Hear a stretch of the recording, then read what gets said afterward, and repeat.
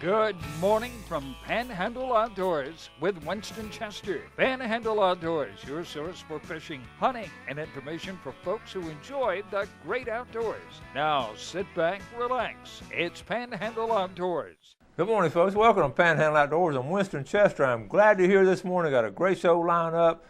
We've got a hot weather coming in too, so let's get started with our weather brought to us by Haney Technical Center at the corner of Baldwin Road and Highway 77. Run by, check out all the programs they have there. It's going to be a high today, folks, of 87 degrees and low tonight of 74. Now the water temperature is up to 82 degrees. It's warm. We got to fish some on Saturday, and it was out. As further you went out, we had some little bit of cold spots, but overall, the Gulf water temperature is getting in really good shape now. Our days are getting longer. I know if you could drive into work early in the morning and you got more daylight. So our longest day of the year now will be coming up on June the 22nd, and today is June the 10th. So we're only about 3 weeks away, actually about 12 days away from our longest day of the year. So enjoy the long days while you can, all right? Now, let's take a look at the river readings. The Apalachicola Bluntstown is in good shape. I got a good report yesterday. Let me go and say this now while it's on my mind. They're fishing. You remember the boys on the show last week with that dadgum pole. They went fishing yesterday on the river because one of the guys down there is in a situation like that. The fish start biting, the flies start hatching, and the fish start biting. And you just pick up the phone and call. And everybody just drops what they're doing and goes to the river. And the flies were hatching, and they caught 3 boats caught 250 brim, and all of them on a dadgum pole. So I got a call just before I went on air. He wanted me to tell about it and go and share it with you. That's up there below Bristol, that's Stiffer Nugley, and those landings out there. The flies are hatching good. Okay? Now, let's go ahead and finish our weather. The river readings, Apalachicola, Bluntstown. As I was saying, the river's in good shape. Air temperature, everything was just right yesterday. And it's at 7.3. And it's going to stay level. If you get a chance to drop what you're doing and go, it's time to do it. Choctaw, Caryville, a little bit on the rise. It's got a right at 8 foot this morning and getting up to 8.3 by Wednesday, and maybe dropping out a little bit for the weekend. All right, look at the tide chart brought to us by Kent Forest Lawn Funeral Home Cemetery. They got his tide charts down at C&G Sporting Goods if you need to pick one up. Today is the 10th of June. You're looking at really strong tides the rest of the week. We got a high tide at 8:21 a.m. and a low tide at 6:49 tonight. So we got a good situation on tide. Marine forecast coming in at south-southwest at about 10 to 15. All right, that's normally prevailing wind in the summertime. All right, let's take this break. I'll be right back with our guest.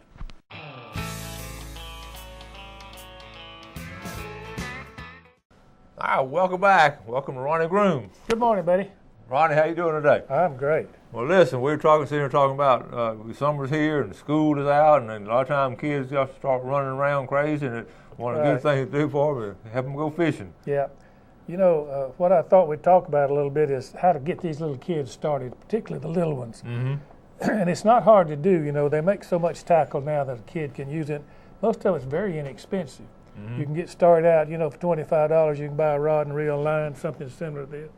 It's easy to use, little push button type thing.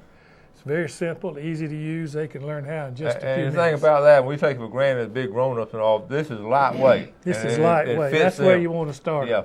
You know, they don't want a 4/0 pin reel to start off out there. But you can get, there's so many types like that. And the little open bail reels like this are fairly easy to learn to use, and you can cast them. But you got to remember using small baits. Yeah, and listen, that's a little miniature. Now that's ideal. Look at there. Yeah, that's got 6 or 10 pound test line. Yeah. And you got to learn to fish it because you're using light line. You can't just horse it around. And there's always the old brim buster, you know, that's easy to use. It's got the line and everything. All you need is a hook and a lead and a cork. And you know, you don't have to take them in a boat on a big expensive trip. You can just load them up, take them down to the marina if they're real youngsters, and let them catch chauffeurs. They'll just have a ball. And there's no telling what you're going to catch, too, besides that. Yeah, that's true. There. We've had people catch grouper. And, you know, once they graduate a little bit, they can go into bait casting. And even now, you can get into these really inexpensive, and they're not hard to use. They're a lot easier than the original bait caster we had. Push that button right there. I mean, the technology has really caught up on these bait casters. There's really a lot of difference in it. You know, once you try it a couple of times, just casting. And another thing too, you know, I do it with students. We do a lot of.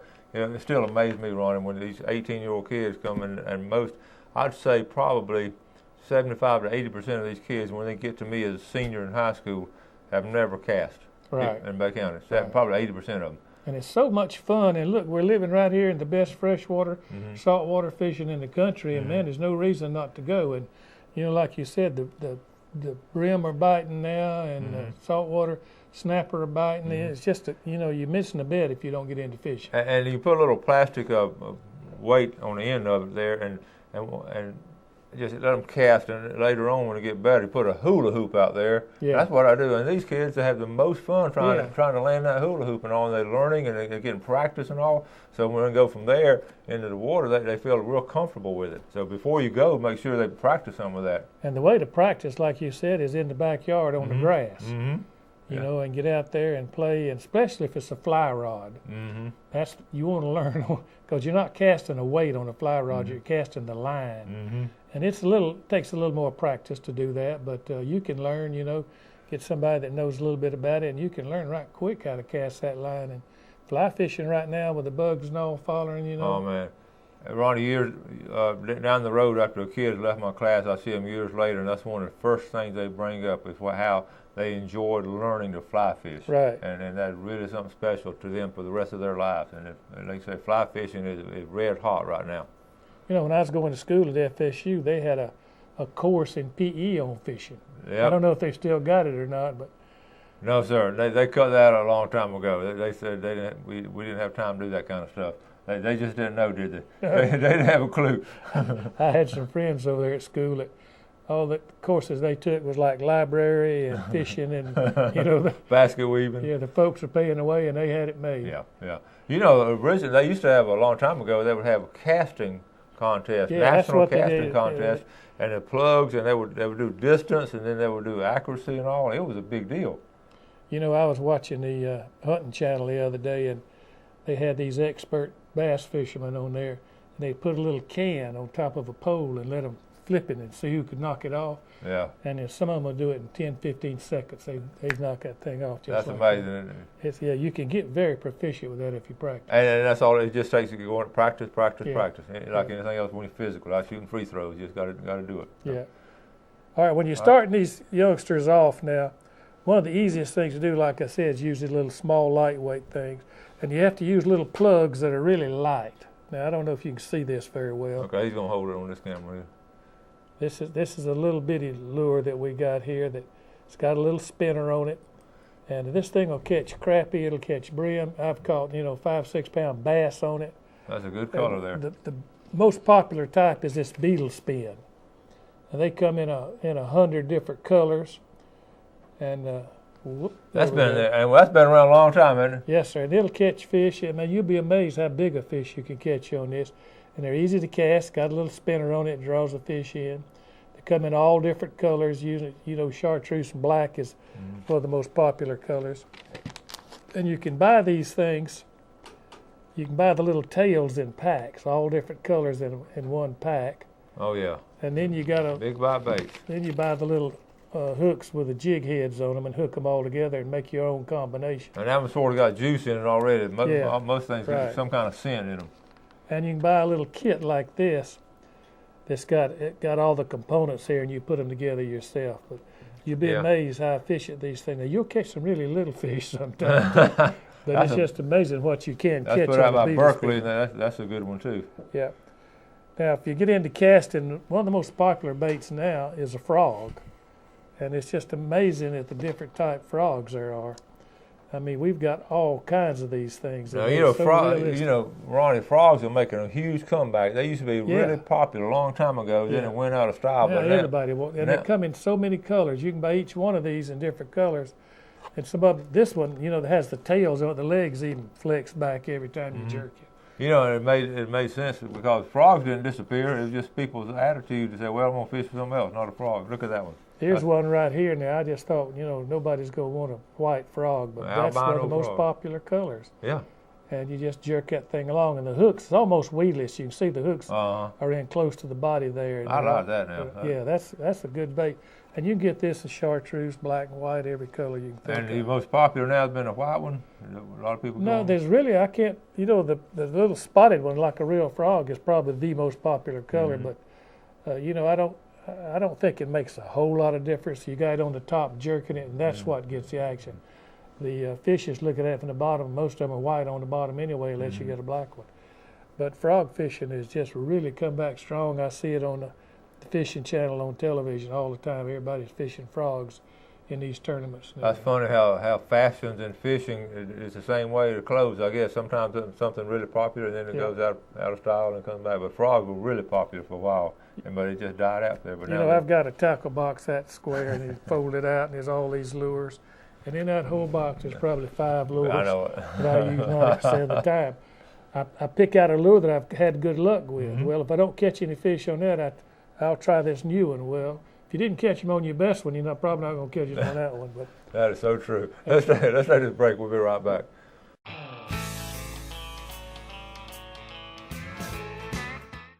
Hi, welcome back. It's Ronnie Groom from C&G Sporting Goods talking about kids fishing, and I got this email, just perfect timing right here. Kids Win Fishing Tournament down in Port St. Joe this weekend, and this is a big tournament they have. I've been to it before and covered it down. It's at a St. Joe Marina, and they have 3 divisions. There's a small fry division, which is ages 3 through 8. They have a junior division, ages 9 through 16, and then they also you can catch Spanish mackerel, speckled trout, catfish, redfish, flounder, and pinfish. And Scott Lindsay could probably try to enter that one right there for catching pinfish. But they'll have trophies. The first 3 in each category will get a trophy, so that's really nice. You need to register early. They're only going to take 350 kids, and that is, once these gets out on air, I promise you, that's going to fill up. So it's going to be the St. Joe Marina, okay, and let's see, it's going to be June the 13th, Friday, and also Saturday, June the 14th. Okay, so thank y'all for sending that information to me. Appreciate that. So that's this weekend, kids fishing tournament. And I bet you can take some of this stuff out right here and catch some fish on it. You know, we were talking about that beetle spin a while ago and this little light tackle. 2 friends of mine went down to the river this past weekend and on just had beetle spins and 6-pound test line. And they caught warmouth, they caught bass, they caught crappie and all kinds of brim. They just loaded up the boat with just those and only, about 2 hours of fishing.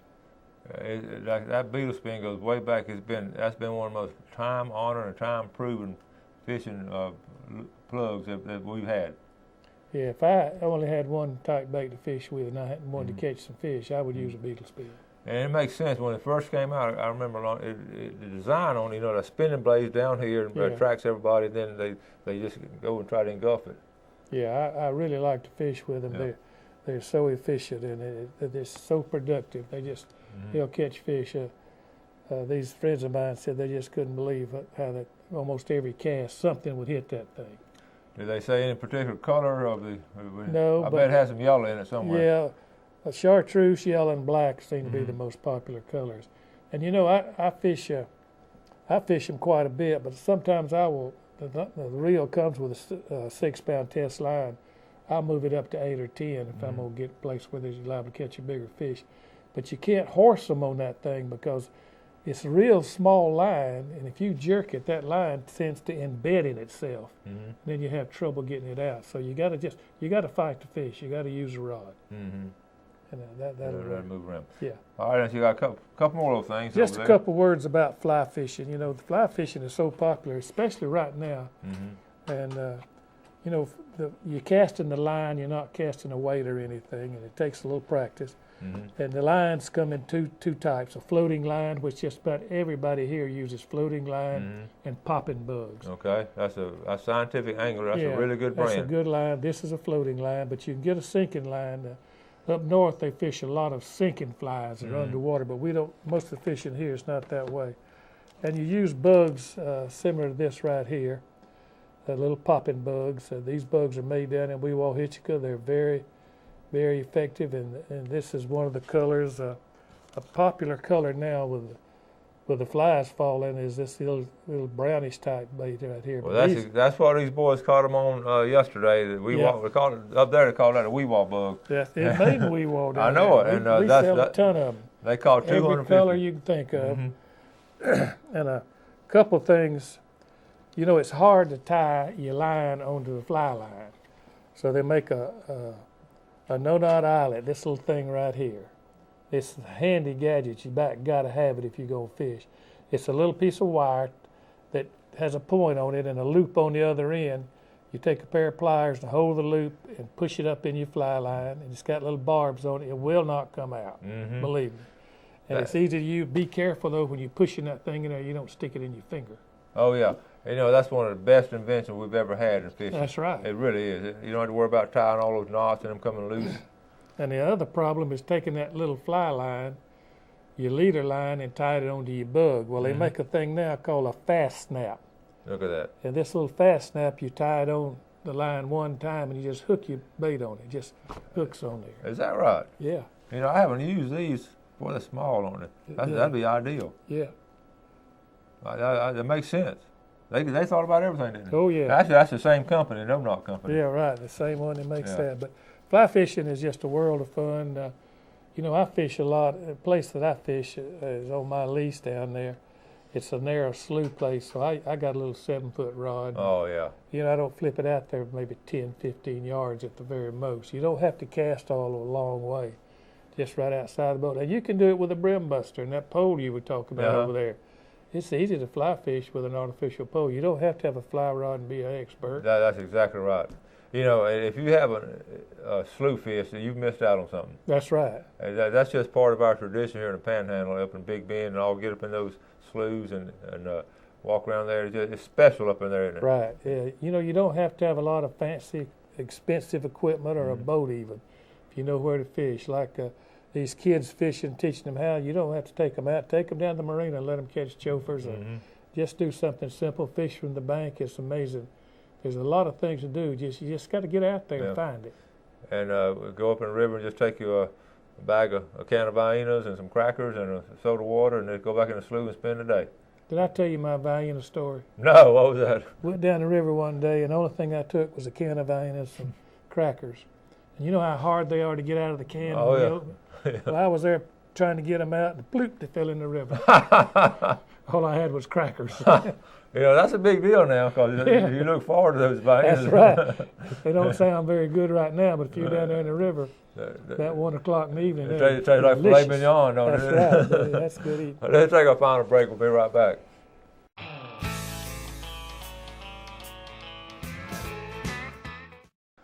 All right, welcome back. So here with Ronnie Groom. Got all kind of stuff to go over on Father's Day. But first, let's look at our fishing game forecast for today. If you get a chance to get outside, we're looking at our times. Well, this is brought to us by Mark Howard of Edgewater Beach Realty, 832-6000. This morning from 10:24 to 12:24. Just take an early lunch, and be a good opportunity to go then. Or tonight, 10:51 to 12:51. If you're getting ready to go floundering or anything, that's doing real well. A lot of people go get some flounder this time of year. All right, Ron, we got Father's Day coming up. Oh, big day. It is a big day. Yes, sir, buddy. And you don't have to be a father. I mean, you got husbands, you got brothers, and all kind of people. I always give something to my son and son-in-law because they're both fathers. So, you know, it's not just, you can not just receive, you can give gifts too. So, that's right. What you got down there? Well, we've got everything. But, you know, the number one thing that we have is a gift certificate to C&G Sporting Goods. You know, the men really love a gift certificate. You know, the women do too, but men love it because rather than a tie or a shirt or something, they'd rather have a gift certificate where they can go down and get what they want. They can add money to it and get something really nice, and it's a good thing. But we've got all kind of things. You know, we've got all kind of hunting and fishing stuff. You know, hunting season, we're only a little over 3 months off from October, you know, and hunting season's going to be here. And right now is the time people need to be putting things together, feeders and feeder poles and getting things set up and doing some cutting and planting. But we've got just anything you want. We've got the best kind of hunting boots, snake-proof boots, that kind of stuff. We've got all kind of fishing tackle, ammunition, you know, just anything you want for a man, we've got it done. And a woman. You know, I heard last night on the Hunting Channel that the women participating in shooting and hunting sports in the last 2 years is up 46%. I believe it. And we have some of the finest women customers, and we have some that they're very proficient. You know, they kill deer and they catch big fish. They learn fast. You know, we've talked about that before. And they know how to fish and they know how to hunt, and they get out there with them. You know, that's my idea. That's true and all. They enjoy it, And you just got to give them a chance to get exposed to it. And I know a group of ladies went red snapper fishing over this past weekend. Did real well. The boatload of ladies went. And, I saw a thing last night on television of the NRA holding courses for women where they would shoot bows, guns, shotguns, black powder, and they were just jumping up and down, happy, hugging each other. Besides, they were learning how to good self-defense, you know, and they just enjoyed. They were shooting trap and skeet, and it was just amazing how much these women said. They said, "Well, we want to come back. This is fun." They don't realize it, but you need to get out and shoot and learn to shoot and just enjoy the sport. Yeah, that's exactly right. It is fun just shooting and all. Yeah. I've seen it again, these students of mine for the past 20 years, these girls in the class, they just get excited over little simple things like that. And they're so quick to learn. They are. That's true. I'm going to show, I got a video coming up of this past weekend, and you'll see there are two ladies on the boat, and they did real well. And so it was one of them's first time ever fishing out in the Gulf. Yeah. But she did they real learn well. fast. Yeah. I can't believe it. You got full box. You got a book down there. Right. We got the books. You want to be sure and get that. That's history in Bay County, and it's just a classic. And I truly, really recommend it. If you're from Bay County, this is a book you need to have on your library. Yeah, yeah. And it's done real well down at C&G Sporting Goods. I know. Yeah, we sell a lot of them. I just had to take a load of them last week, and probably going to take some maybe That's later right. on. So. Right. All right. Well, Ronnie, we got about a minute left. Any closing remarks about this time of year? What we want people to be doing? It's a great time of year. A little early for food plots, right? Or just a little early. Usually it's around September, even Okay. into October. But it's time to get out there now and do your scouting and set your cameras out. And that's another great Father's Day gift is a game camera. That's true. That is a good idea. And the fishing's been strong. It's good everywhere. Salt or fresh. Have you seen any pictures in the red snapper? Oh yeah, I mean, monster red snapper. Somebody said they saw their 1 millionth picture of red snapper the other day. It seemed like there's been so many posted and all. But we had a customer said he caught two that went 12 and 15 pounds, 3 miles inside. Yeah, there's been great reports like that. Ron, as always, appreciate you coming on, buddy. Good to see you, my friend. And we'll be down there pretty soon to see you. Folks, always, we appreciate you watching Panhandle Outdoors. It's one of the top shows in the area. We appreciate your viewership, and I want you to do something good for somebody today, and have a great day, and God bless. Thanks for joining us for Panhandle Outdoors with Winston Chester. Panhandle Outdoors features hunting, fishing, and other activities and information to help you enjoy the great outdoors. Join us next time for Panhandle Outdoors.